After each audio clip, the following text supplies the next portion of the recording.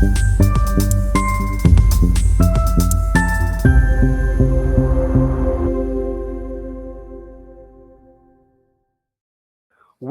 now and Shubho Bijoy Divosh. This is Zafar Sobhan, editor of Counterpoint. I'm joined today by Counterpoint's executive editor, Jyoti Rahman, who's also well known, is a writer, commentator, and historian. And I think here what we are talking about today is we wanted to have a conversation surrounding Jyoti's book or his article, Ekatture Ei Boiguli. And why don't you tell us a little bit about the article you wrote, and then that'll be how we start the discussion. Sure. Well, look, firstly, I don't think anybody has ever called me a historian before. Okay, so let's not call Amateur historian, but no, I mean, if you're amateur not a history. historian, who is? Huh? You tell me. Somebody who reads history books. Let's put it that way. In This whole Bangladesh, there is article is about history books. Damn it! it is about history books. It's true. This is true. It is a literature review, if you could put it that way. Okay, Yeah. in Bangladesh we have this thing. By the way, this is a conversation, right? So this is not a Yeah. podcast. This No, is absolutely. this is what you have with John, and this is what you have with Professor Sobhan. It's the same thing, right? That's like Absolutely. Yeah, and we're trying to really create this culture here at Counterpoint. We call this feature Counterpoint Conversations. And I think that's really what I want to do. I think there's a lot of weighty discussions. এগুলো কোনো অভাব নাই বাংলাদেশে. You have your talk show, the talk show circuit, the talk show ecosystem. And what I'm trying to create here, what we're trying to create here is conversations rather than talk show katha, if that makes sense. Carry Absolutely. on. Yeah. Absolutely. And that's also why we try to do these things unscripted. We are experimenting with going live. There may be technological hiccups. Apologies upfront about that, because we're learning as we go. Okay. Absolutely. Right. So this article. So this article is something that I actually wrote back during COVID, during the lockdowns. Okay. And I wrote it in 2021 to mark the the 50th anniversary of freedom. Okay. And so the backstory, if you go back, way back, Zafar, when we were younger and both of us had hair, and we used to do this blog in Vrishtipat long time ago, right? That's right. Yeah. So back That's a long time then, ago. So back then we used to sort of, our old pal Naeem Muhammad. I'm hoping he saw the photo card, so I'm hoping he's dialed in at some point to watch us. He used to lament that, okay, look, back then he used to lament that there aren't really that many good books on liberation war, and his definition of good books were that proper history book that you would maybe sort of read or study in a academic setting in a Western university. Okay, we have a lot of books. We have a lot of books.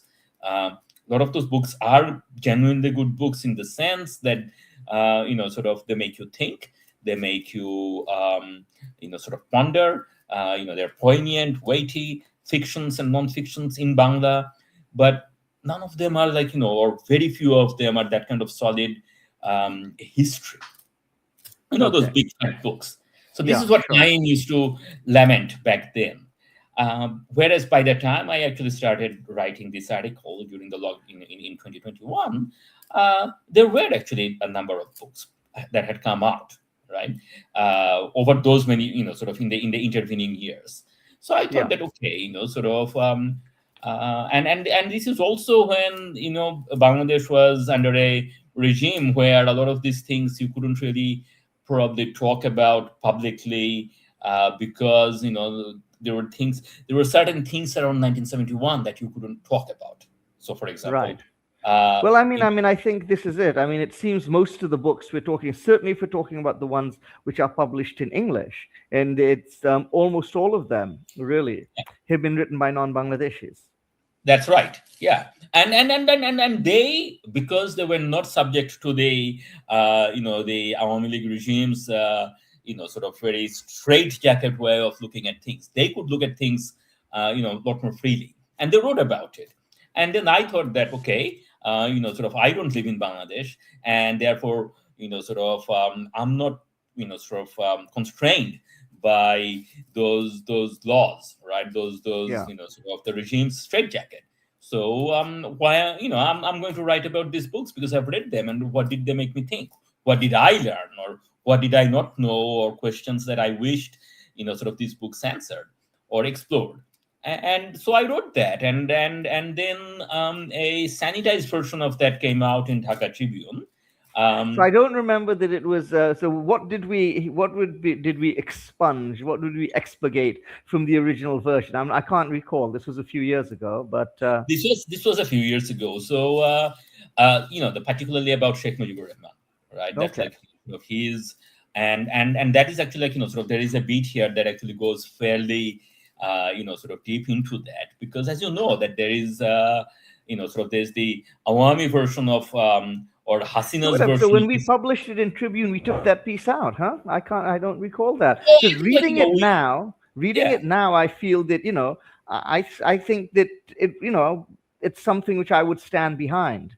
There is criticism, no doubt, but I think it's very fair. It's very fair to Mujib, and it's a very praising as well. I mean, I think it's an even-handed discussion of the role he plays. Well, ironically, now probably the argument would go the other way around. That, oh, look, Right. you're praising Sheikh Mujib too much. Don't you know that he was a coward who ran away and he was a villain and all of those things? Whereas I actually argue that, True. hang on, like this is actually a lot more complicated than that. But Yeah. yeah, so I mean, sort of I don't actually remember exactly how the editing went. But like I told you that, look, Zafar, I know that if there are constraints, and like I'm not in the business of becoming a shaheed. You are not in the business Yeah. of becoming a shaheed. Yeah, like do Yeah. whatever you need to do to make this happen. I think the other Yeah. issue was that the actual article is way too big, right? Like Yeah. That's also probably this true. box in probably at 5,000 words, and Yeah. even as a long form in a daily newspaper, I don't think you could have done Yeah. that, right? Yeah. So I mean, yeah, I think we would wanted to bring it into sort of a two-page broadsheet, which I think is what we did with that. And so a yeah, lot of that probably had to do with cutting it down to a manageable size. Yeah. yeah, absolutely. So yeah, so like sort of, so that's the backstory, right? But then Yeah. like I thought that, okay, now we have Counterpoint, and we want to talk about things, conversation, and today being the first national day since we started Counterpoint. I don't think we had it back in 26 March, 26th March. We did not. We did We did not. not. So Yeah. there you go. Counterpoint started in May. In In May. fact. Yeah. That's right. So then, yeah, like the first victory day since we started Counterpoint is as good a time to talk about these books as any. No, and what I would like to talk about, and is getting back to your idea, is that, I think it has not been possible for many years and for many reasons. And I would actually say it's not just the last 15 years of Awami League rule, but for whatever reason, because we've had 71 has been so politicized and so weaponized on all sides, it's been very impossible to have a real nuanced discussion about it, and that could actually explain the paucity of Bangladeshi historians addressing it, not just in the last 15 years, but in the last 52 years. And as you point out, even today, because of the political moment we're in, we're not having a nuanced discussion on a national level Right. about 1971 either. It's just been flipped, a sort of 180-degree flip. Maybe after the elections in February, what will happen is a space will be created for a nuanced discussion. In fact, this is actually a subject which has been written about fairly extensively. We have published about a half dozen pieces from various authors in Counterpoint, and that's one of the things we are trying to do. And I'm really hopeful that, when we talk about Bangladesh 2.0, what does that actually mean? One of the things I hope that it means, I mean, it's obvious now that it doesn't mean a lot of the things people perhaps thought it was going to mean a year ago. But what I'm hopeful that it will mean is that we can start having these conversations at least. Yeah, no, absolutely. And sort of the you were right that even before Awami League actually formally made sort of that you cannot talk about certain things about 1971. Even before that, even before that kind of legal injunctions that sort of 1971 was already heavily weaponized, and And like, speaking of Mujib, so one of the things that I wrote in that article is that, okay, so just going backtrack a bit, so there were three books that I discussed in detail. So there was the um, Gary Bass's book, which was The Black Telegram, so Yeah. Nixon, Kissinger, and a Forgotten Genocide. So that came out in 2013. Then also in 2013, Srinath Raghavan's 1971, A Global History of the Creation of Bangladesh, that came out. And then in 2014, Salil Tripathi, who is a, sort of, by the way, we should also get him to write for Counterpoint. Just a thought. I spoke with him on the phone 2 nights ago. So Yeah, there you go. yeah, Okay. please. Yeah. Hopefully So that will work out. Yeah. So he wrote a book called The Colonel Who Would Not Repent, The Bangladesh War and Its Unquiet Legacy. So those were the three books that formed the basis of my essay, or like, those are the three books that I reviewed at length. And one of the things that struck me was that even though they explored at length, of course, the war and its sort of backdrop and all of those things, and they asked, sort of, they analyzed how the war erupted, how the political stalemate after the 1970 election eventually sort of led to the war and all of that. They did not explore what is the political minefield question, or the political football question in Bangladesh, which is that, well, they didn't do many things, and I covered all of them. But the one that we're starting with is basically they did not get into why Sheikh Mujib did what he did. Why did he allow himself to be arrested on the 25th March, and without preparing the party for a long drawn war, and like, sort of. This I is a mean, question. it's not even so much that they don't really get into it, as you say, they don't really start to get into it. I think a more recent work of history, which you may have read, is Nurul Kabir's book, Right. where he talks about that at quite length. But interesting about Kabir's book, Kabir Bhai's book, is that he lays it out there. It's a very good sort of work of history, and he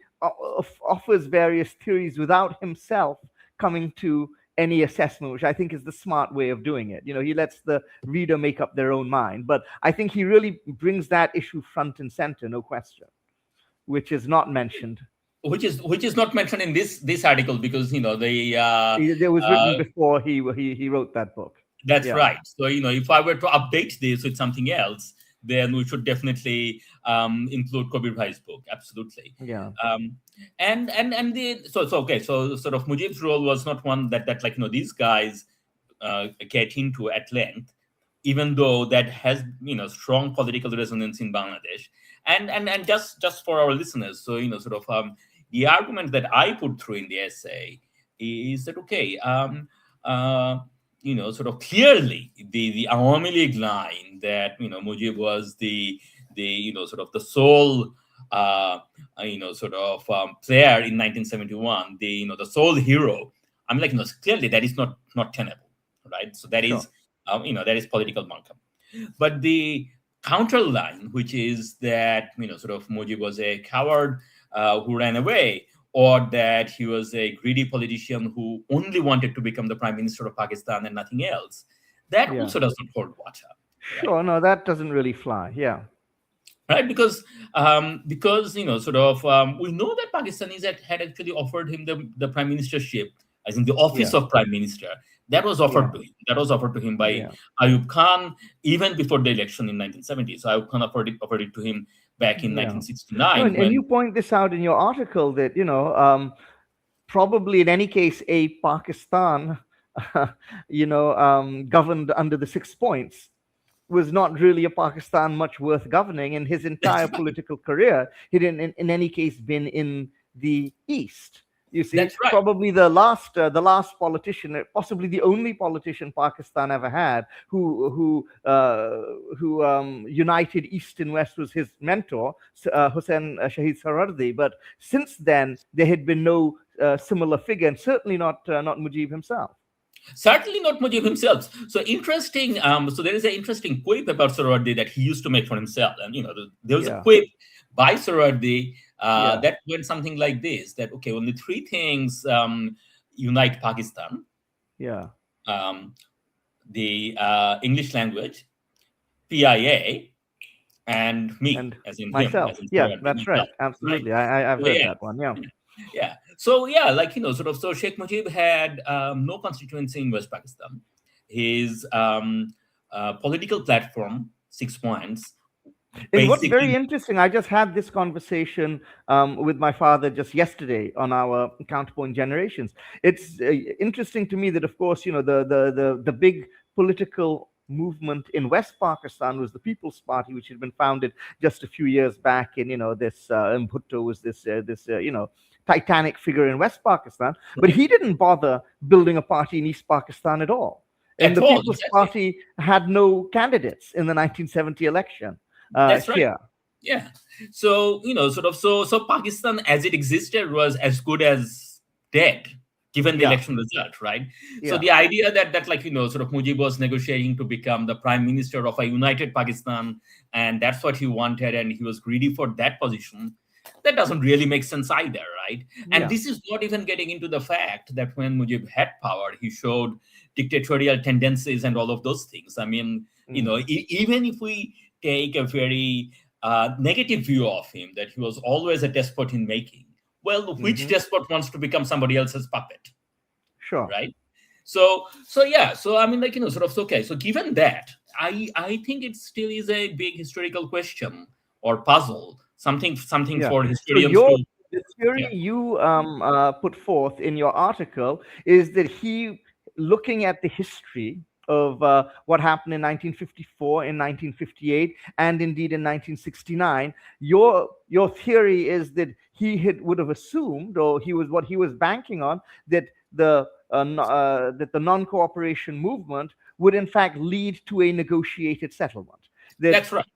Yeah. underestimated the brutality of the Pakistani state and the Pakistani army. He did not anticipate the Operation Searchlight. He did not anticipate the extent of the carnage which would be unleashed. Indeed, that is the conjecture. As a amateur reader of history books, I put forward Yeah, for serious historians to explore.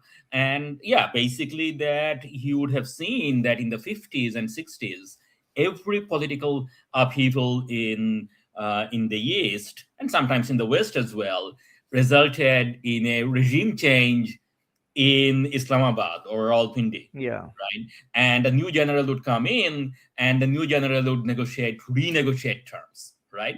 So yeah, in the 50s, this was basically that they could just dismiss a East Bengali government, Fazlul Haq government, as a with a decree, yeah. With a but wave of the hand. Yeah, with a wave of the hand. Whereas in the 50s, in the 60s, 58. they had to 58. Ayub Khan had to annul the constitution and declare martial law. And Yeah, even declaring martial law was not enough for Yahya Khan. He had to concede election. So yes. Mujib might have figured that okay, I would be arrested. There would be curfew, and then another general would come forward, and that general would negotiate with me, and then And I would. you have theorized that perhaps someone like Yaqub Khan could have been the type of person, had power devolved to him, or someone like him, which would certainly not have been beyond the realms of possibility, that he would have been much more, from his public statements and how he has conducted himself at the time, he would be someone who would be willing to go for a negotiated settlement of this issue. Yes, because the that is right. That is my conjecture, and the reason for that is that we know from these books that have been reviewed, but also other books, memoirs by Pakistani generals, and so on, that the blueprint for Operation Searchlight was actually drawn up by him. So he was Yeah. a hawk. And then Yeah. he came to Bangladesh and East Pakistan. He came to Dhaka. He saw the ground reality and he said, okay, no, this plan is not going to work, right? He drew it up and then he basically said, it's not going to work. We have to have political settlement. So he was the Yeah. governor of East Pakistan for a short while. And then he flew back to West.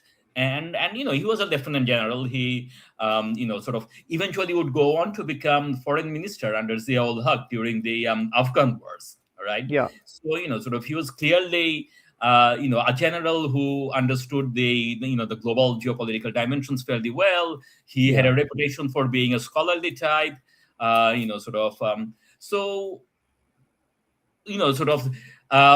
future historian could actually explore his writings and his archives or his diaries. Well, of course, and we don't even have to sort of what's the word, theorize, some kind of alternative reality where he becomes the chief of staff of the Pakistan Army, the chief martial law administrator. Things may have been, of course, very different had he in fact remained in command of the East and said, okay, well, I'll do this, but I will, presumably under his command, the war would have been conducted in a far more humane and far less genocidal manner. It would not be a war in that, he would not go in and shell Dhaka University and kill thousands of people in the old town, and which then triggered all the mutinies across the cantonment among the Bengali soldiers. Zia Rahman and Shafiullah and all the other ones. Now, of course, one of the theories going back to Bangabandhu's why he did what he did was that it was important because, of course, people in the army had been coming to him throughout March 1971. And and people were saying, why don't you declare independence? There was a lot of people thinking that that's what he was going to do on March 7th. In fact, he was under a lot of pressure from his student wing to, in fact, declare independence on that day. Whereas I think diplomatically speaking, and this is an interesting sort of wrinkle, diplomatically speaking, it made a huge difference for Bangladesh during those 9 months to be able to say that, look, we didn't start this. We didn't bring this war upon us. We are not secessionists. Right. Okay. It wasn't we didn't leave Pakistan. Pakistan left us. We are defending ourselves from a genocidal war, which was started by the Pakistan army on the night of the 25th of March. And this had a huge impact because one of the things, again, you talk about is that, if you look at, like say the Biafran War, for instance, which has happened just a year before, if I'm not wrong, that it was not the fact that we actually prevailed in this movement was neither was it inevitable, nor was it something which there had been much precedent for, if any. If any, that's right. I mean, at that stage, so Bangladesh was the first state that changed, basically we were the first ones where a existing state broke up. So this happened later with the Yugoslavia and Soviet Union. But in 1971, we were the first one. So, after World War II, basically global powers decided that, okay, the map of the world is what it is, right? Yeah. So, the white man's empire finishes, we draw the border, we draw the lines on the map, and that's it. Nobody changes anything because changing these things cause a lot of trouble, right? Yeah. And then everybody everywhere accepted that. So, we were the first ones to actually break that mold. Now, here is the other thing that I talked, a bit in this article, but then I expanded on this in the piece that I wrote for Counterpoint in our first edition, which was about the role of 1975 and all of that, basically that the guns of November, this what happened in 71. So one thing was that Mujib could not have anticipated was obviously the brutality of Pakistan. Yeah. And if independence had to be declared, it was better that they start the war so that we are not seen as we are not seen as the spoilers. But Yeah, the as other, secessionists. You see, that's the the point, secessionists, that's because of right. course that was, in all of the debates which were going on in the UN, they were saying, this is an internal matter. These are, and the UN would typically, you see, take a position on Yeah, secession in favor yeah, of the sovereign government. You of see, the and so there sovereign had to government. be that this had to be something which differentiated ourselves from that. From that, exactly. But the other thing here is that I conjecture that how comfortable would Mujib had been with whole bunch of young majors and captains and colonels, playing a revolutionary role in any war of independence. So if you see it from Sure. Mujib's perspective in 19 before 25th of March 71, right? Yeah. So he had spent the previous 20 years fighting Pakistani, generals, army Yeah. people, right? On a political, yeah. On a politically, right? Yeah. And he would have known that okay, if there is a war, Awami League is not going to lead the actual, Fighting. Awami fighting, right? Awami League is not they don't have a Viet Cong. They didn't have a Viet Cong, right? Sure. So it would be either the left, like and Mujib was not leftist by any means. In fact, he used to be accused of being, in Bangladesh, everyone is a CIA dalal, but, people used to call Awami League that, like, you are the rightist, the lackeys of imperialists and so on, right? So Mujib would have been worried about the left, but he would also have been worried about people in the army, right? That and he would have seen that what happens in other countries where these uniformed men who lead wars, they become national liberators, and then they would want a stake, in power. And this is probably something that Mujib would have been, if nothing else, he would have been wary of, right? So and that's something that so this was also the point that I tried to make about Tripathi's book, that the colonel who would not repent. From the title, the colonel here is Colonel Farooq Rahman, who killed or who led the 15th August massacre, right? So I thought that the book would actually delve into the kind of point that I made in my other essay about the role of Bangladesh Army, Yeah. And the fissures within the army about, on the one hand, the role that they would want to play as national liberators and and therefore assume power, versus the role that they had time and again played as giving up power and going back to the cantonment, leaving things to politicians, right? Now, Yeah. yeah, Salil Tripathi did not get into that dimension, but I wish somebody would. No, that's true, and it is, no, it is interesting. It is interesting because, of course, when you see so much of the history of Bangladesh post 1971 is actually born out of the liberation war. So, for instance, the 1970s were this incredibly unstable time with coup after coup, a lot of which has not really been registered in the historical record, and there's very little written about this. One of the people who I know is writing a book, and I hope he's going to get back to it post February, is Shafiqul Alam, who's of course the current press secretary of the interim government, Professor Yunus, but is known to us in the journalistic world as a long time a journalist here in Bangladesh. And so he's writing a book which is tentatively titled "When We Were Revolutionaries," talking about the 1970s. And from 75 to 80, and because it's an incredible time period when you think about it, and not so much has been written. Naeem Mohaiman did a very good movie About 1977, the Air Force about movement. 77, and the coup in the Air Force. Yeah. But there have been many more which have really not received much scrutiny. And then, of course, it was really only after 1982, when Irshad came to power, that he really managed to break the power of the Mukti Juddhas in the army, largely by hanging most of them, to be perfectly blunt. The pinning Zia's assassination on them, and then hanging them, and then essentially regularizing the army and actually turning it in to a normal army, which is what army. we have now, rather than this sort of this proto-revolutionary outfit, which it was during the 1970s. And of course, it's understandable if you have fought and given blood for independence. It's likely that you're going to think that you should have a bigger role to play That's in the right. country which you fought to liberate.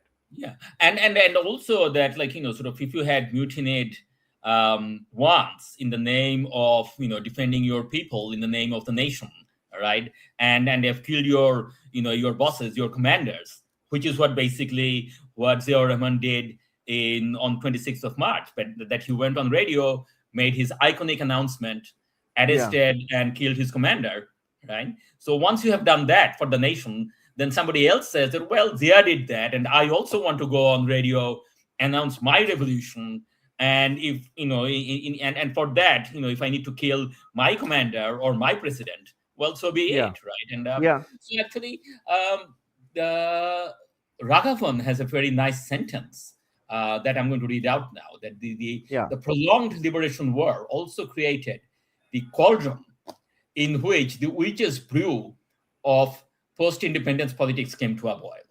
I mean, sort of, that's a vivid imagery, right? The witch's brew and all of that. But that's exactly what the politics in 1970s was, right? That hmm, there were coups and counter coups in the cantonment, two presidents being killed, but also that the we talk about political violence now, and the other day you did the show with John about 21st Man Hadi being yeah, assassination attempt on this, but also hmm, the sort of our politics had been incredibly violent since the day one because of the war, right? That politics was not this violent before the war because sort of the war, yeah, like, or put differently, that, like, war had that effect. Wars tend to have that effect, and so if Mujib wanted to avoid a war at any cost, I think that, like, sort of, I think we should recognize that this was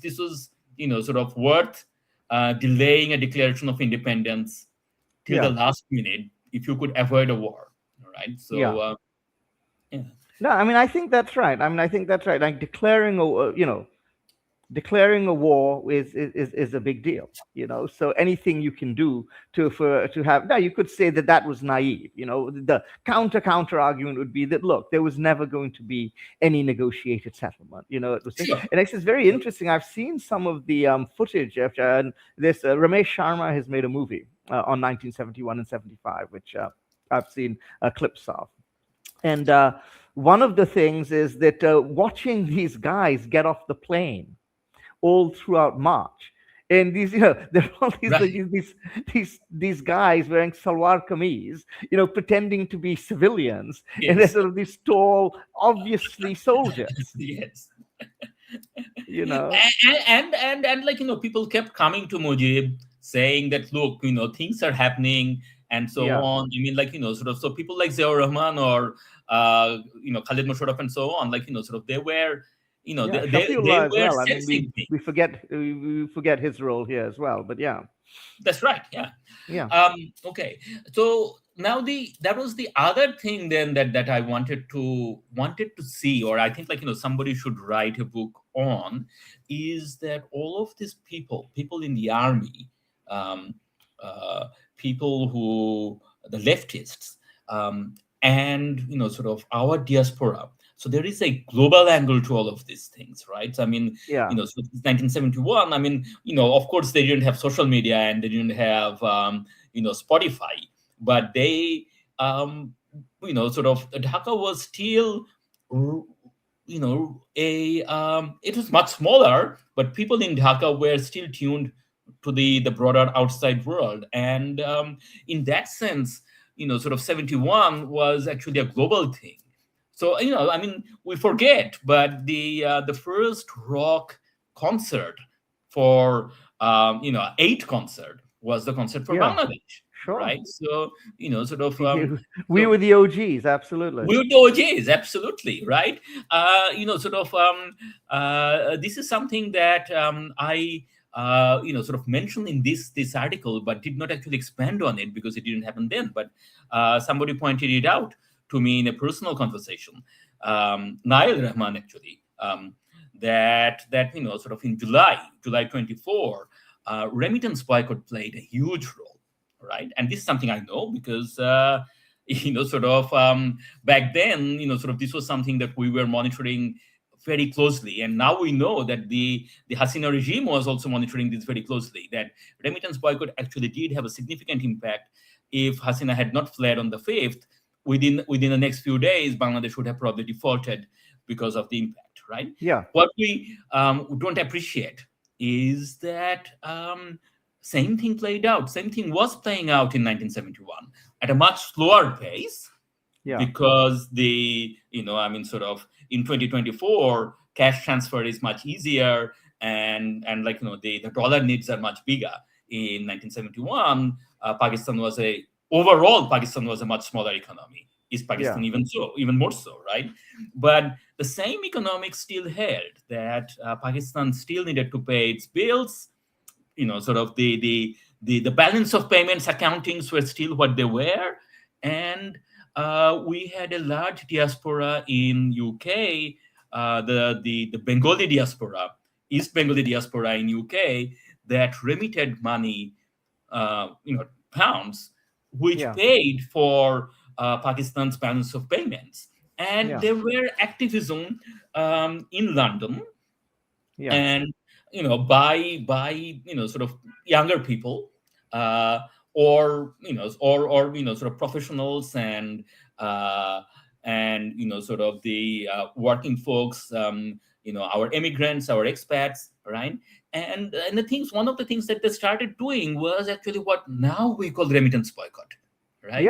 They were saying that let's not send this money back, or even if we do, let's not send it back through the formal channels through Pakistan. Let's send the money through refugees in India, and send the money to Mujibnagar, to Kolkata, and allow them to, because we want to look after our families. We don't want to pay for the Pakistani war machine, right? And there was a World Bank team that was visiting, IMF World Bank team that was visiting Pakistan, East Pakistan, visiting Pakistan, and then visited Dhaka on a fact-finding mission in the middle, sort of in the monsoon months of 71, right?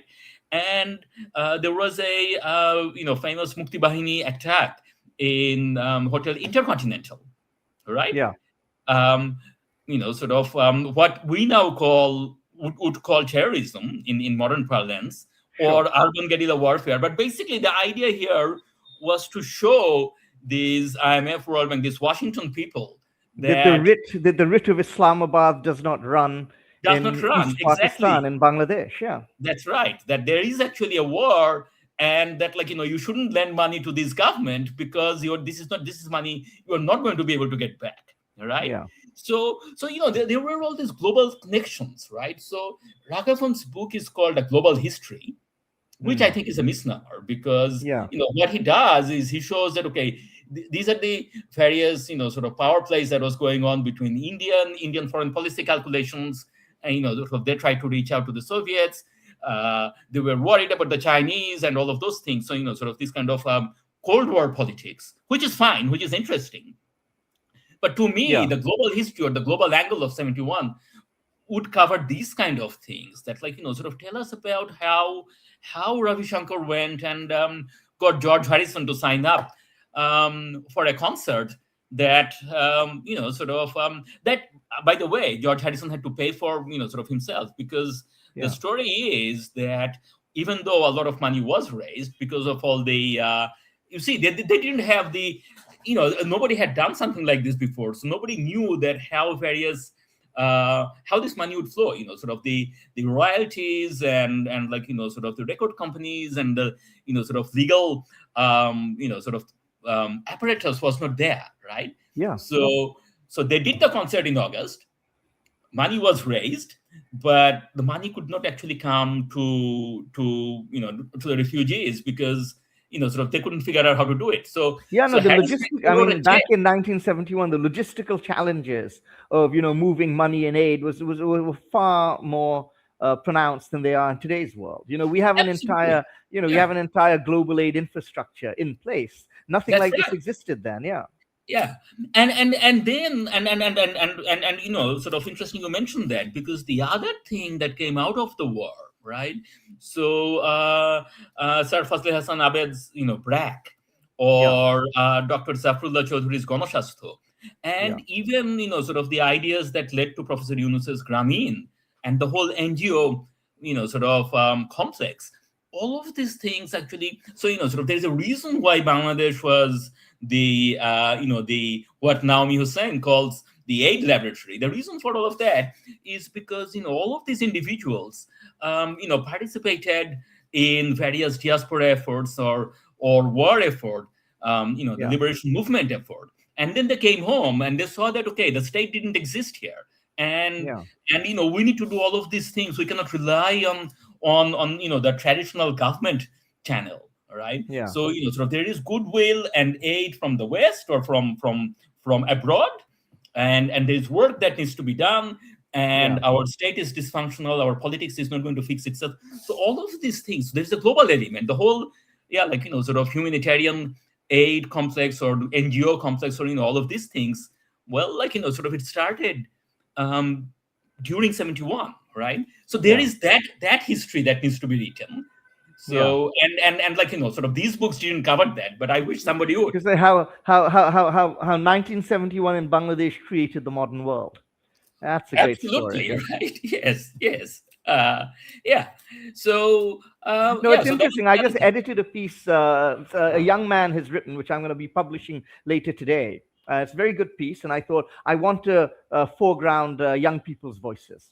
Okay, Absolutely. in Counterpoint, especially talking about 1971, I thought it By was going to young be a people, do nice. you mean this in a Bangladeshi young people, where like people like us are also considered young, No, no, or I think genuinely young I people? don't know because I don't know this young man, but I think he's perhaps in his 20s. So I think by any criteria that counts as young. That counts as young.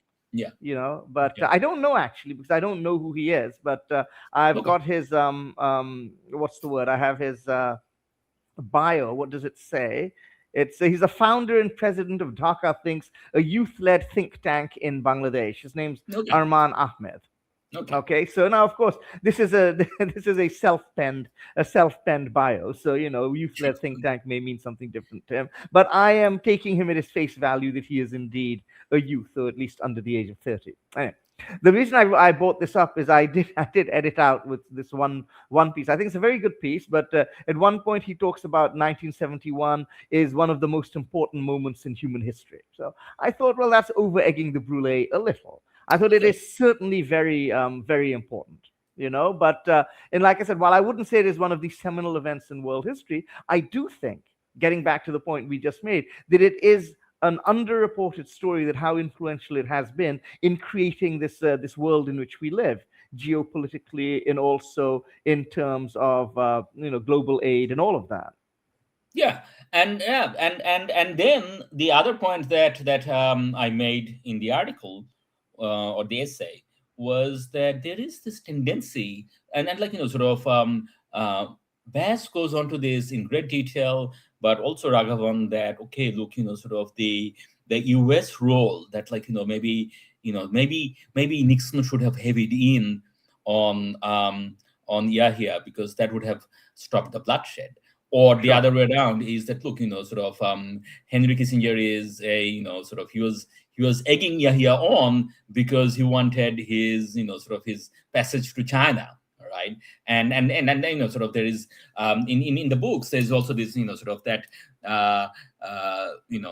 Kissinger visited India, then he visited Pakistan, and then he Well, claimed that I've he read had tummy someplace. upset. I'm not sure where I read this. Whether it's in cables or conversations where Kissinger is trying to argue that oh well and it's there's a certain amount of revisionist history saying that if the Bangladeshi just held their horses, we would have been able to have come up with a negotiated settlement which would have sorted Sure. out all of their problems. It just would have taken a little bit of time. If they'd given us Yeah, another 6 months or a year, we'd have that's right. managed it all. Yeah. Yeah, yeah. So he claims that basically that, look, sort of we just couldn't do it in 71 because we were trying to go to China, and once Yeah. that deal was done, once sort of the next thing would have been Yeah. this, and we would Yeah. have given Bengalis Bangladesh its freedom. But it's just basically Yeah. that That India does will give sound. way, and Pardon me for not not buying that, right? Yeah, buying that particular yeah, yeah, narrative. Yeah, yeah. there's a But the certain but amount the, of the revisionism but there.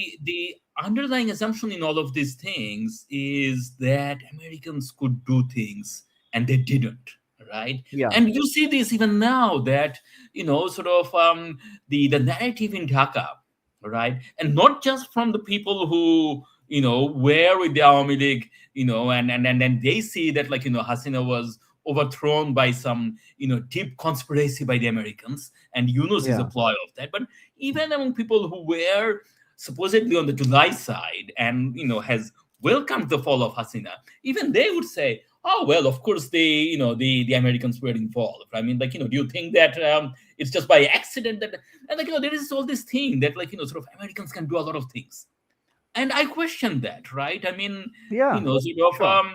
yeah. So sort of, okay, if we take this seriously, that, like, Americans were actually involved or would have done something, who were they involved with, and how come, I mean, sort of so sort of somebody should actually explore that as well, right?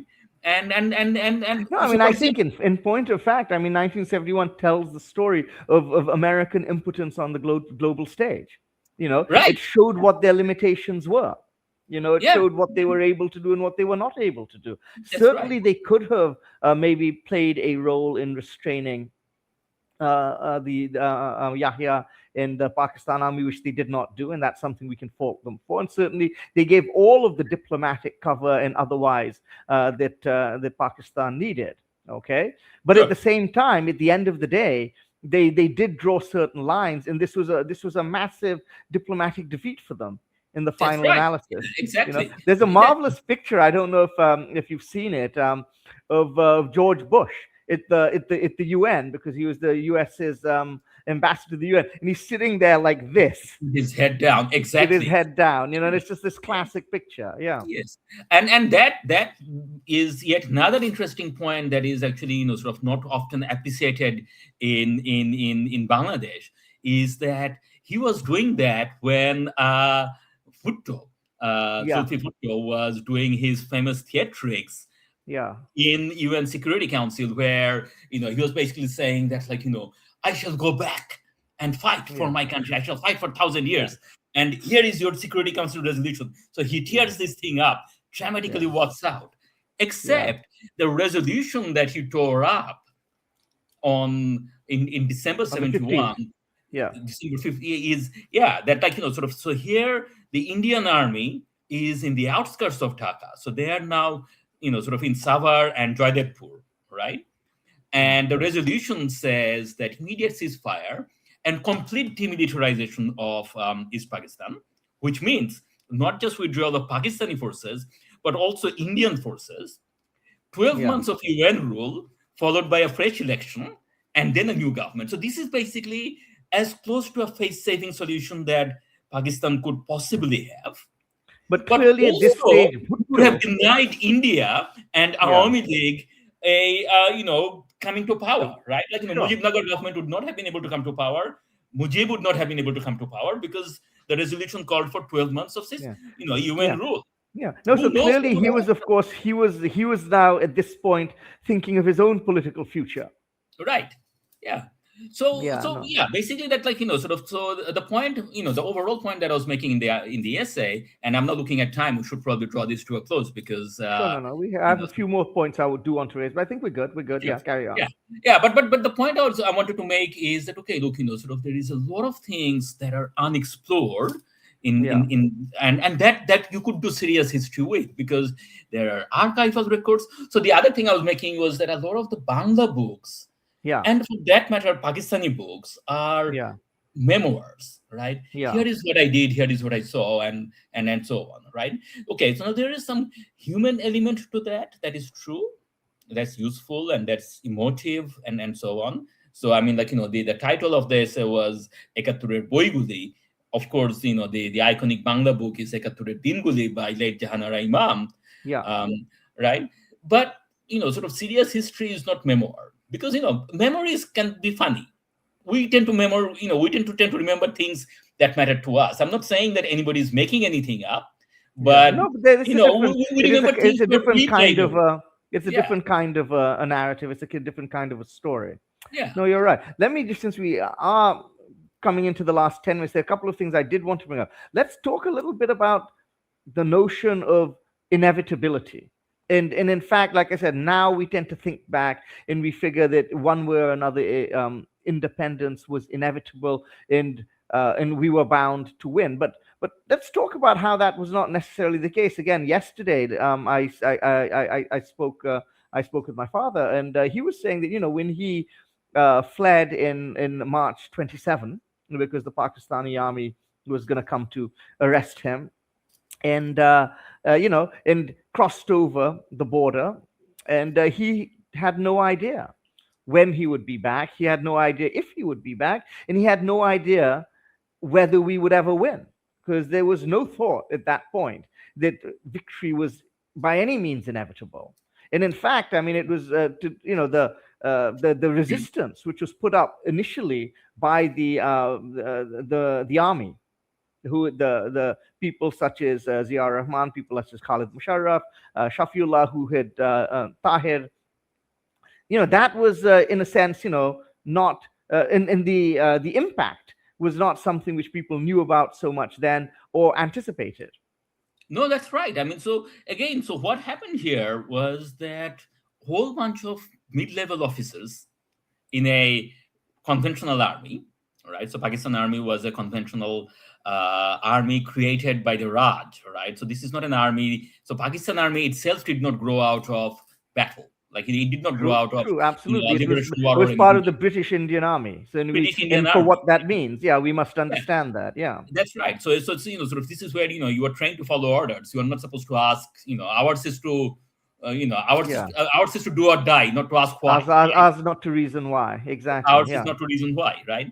Yeah. So Pakistani generals probably did not. In fact, sort of they wrote it in their books and memoirs that we could not countenance that sort of battalions would just rise up in revolt.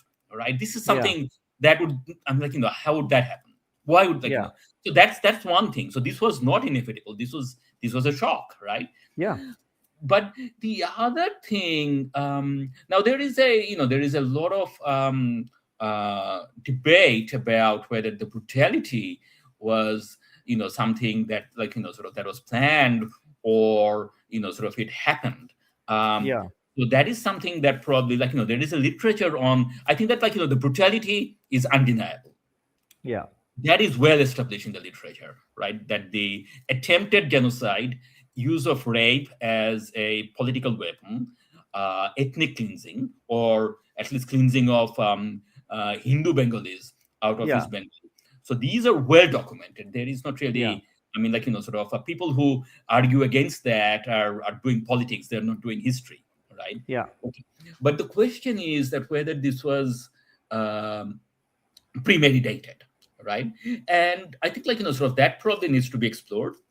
One effect of that is that it created India with a situation where it could not but get involved, right? Because so one thing that Raghavan does really well in his book is he documents the debates that took place in New Delhi about what to do, right? Yeah.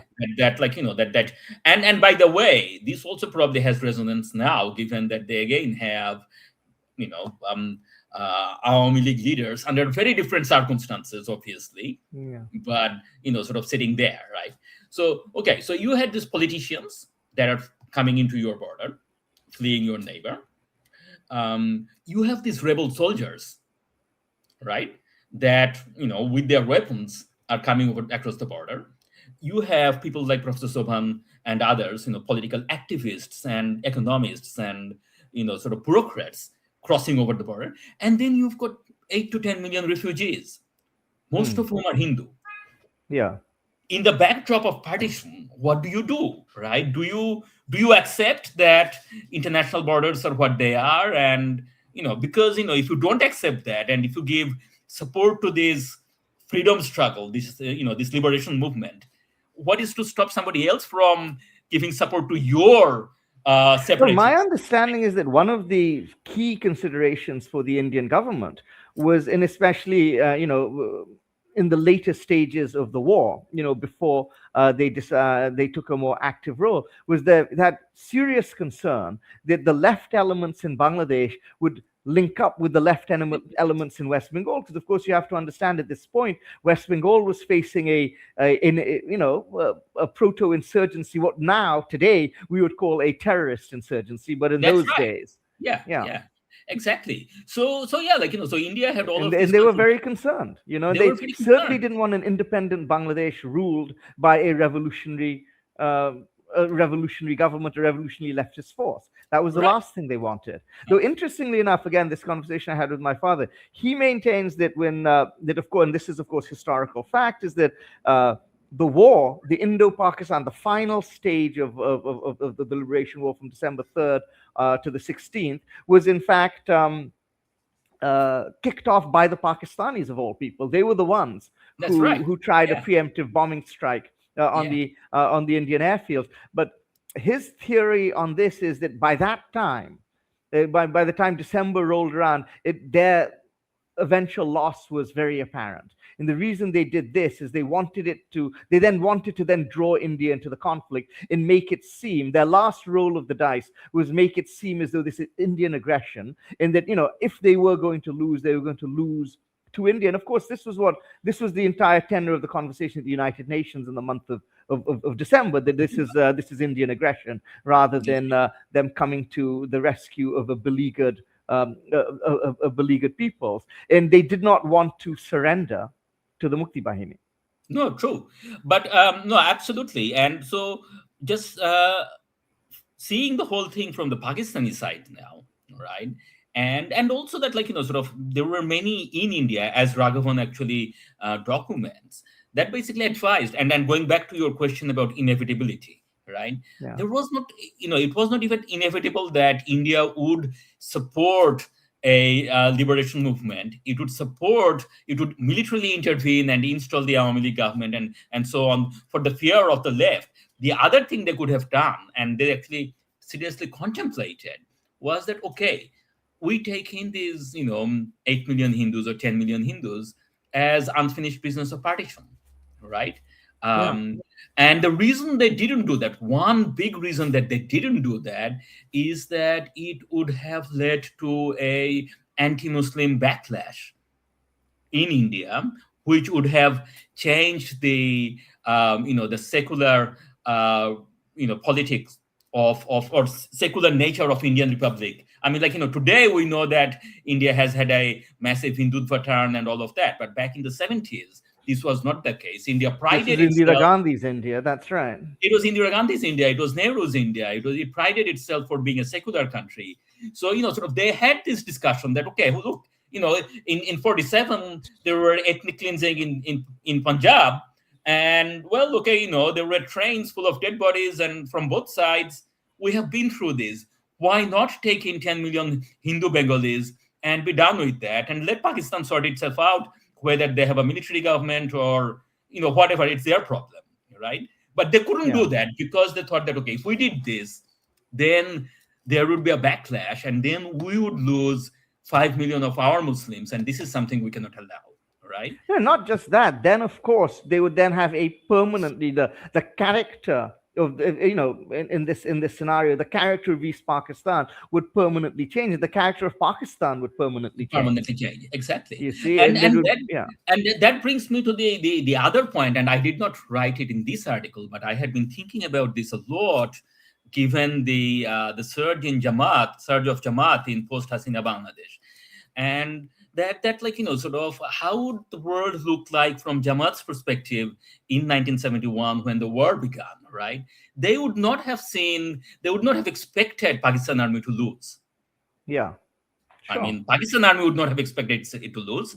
And so, sort of, independent of any ideological, views about whether, sort of, they were doing they were standing by. I mean, there were a lot of people who believed in Pakistan as the homeland of Indian Muslims and were dismayed that Jinda's Pakistan was breaking up. But not all of them actually, sort of joined as collaborators of the occupation forces.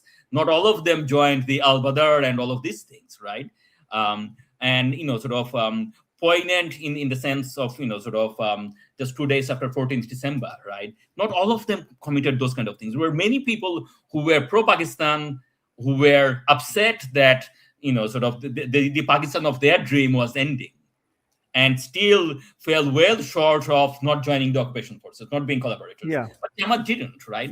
And well, sort of maybe their real political calculation was that, okay, someday this war would end, most likely in a victory by Pakistan, and then there would be politics, right? So Awami League would be finished. Yeah. There would be a vacuum, and we would reap the benefit. We would be the largest party, or if not the largest party, one of the largest parties. Maybe it would be left and us, right? And again, like when you think about what has happened since the fall of Hasina in August, July uprising, and we see the surge of Jamaat, the whole 1971 scenario kind of look, I'm like, sort of seeing 1971 from this prism and seeing it through the lens of Jamaat surge, it kind of makes sense that why they actually actively signed up for Pakistan and collaborated against Bangladesh. I actually will tell you in this, we have a narrative in Bangladesh that the entire country was united, against Pakistan. But I don't actually think that's true. And it's not just that the Jamaat were a small outlier. I mean, I think there were many people who, really kind of sat on the fence for a number of reasons. Some perhaps thought that that what would follow would be perhaps not a positive thing. Some people just wanted a quiet life. Some people wanted undivided Pakistan. And many people probably figured that at the end of the day, like it almost always happens in movements such as this, that the state would prevail.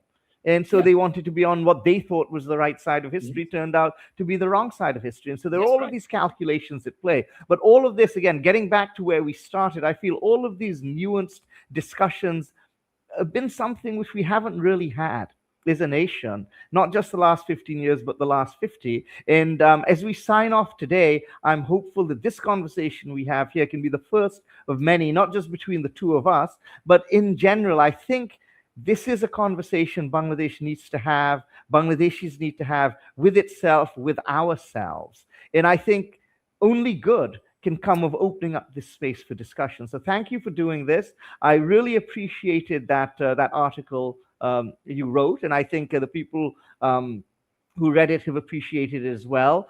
There's so much in it that we haven't had time to touch on in today's discussion. So many books we actually haven't really focused on. I'm thinking of Noinika Mukherjee's book, for instance. I'm thinking of Aman Zakaria's book. And you even mentioned one book which I haven't actually myself read, but I'm now going to put it on my list.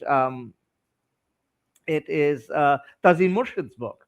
And these sound very, very interesting. We haven't even had the space to discuss them here. That's right. But maybe we can do a follow-up at some point where we continue to talk about this. Maybe bring in other people to the discussion. Maybe we can actually bring Tazeen up herself and ask her that, hey, I'd love tell that, us because these are the conversations we ought to be having. And as I said, if Bangladesh 2.0 means anything at all, it means creating the space for this kind of conversation. So thank you very much, Jyoti. Thank you for those of you who are watching, tuning in at what I know for Bangladeshis is an unearthly hour. Nothing in Bangladesh ever really gets done before noon.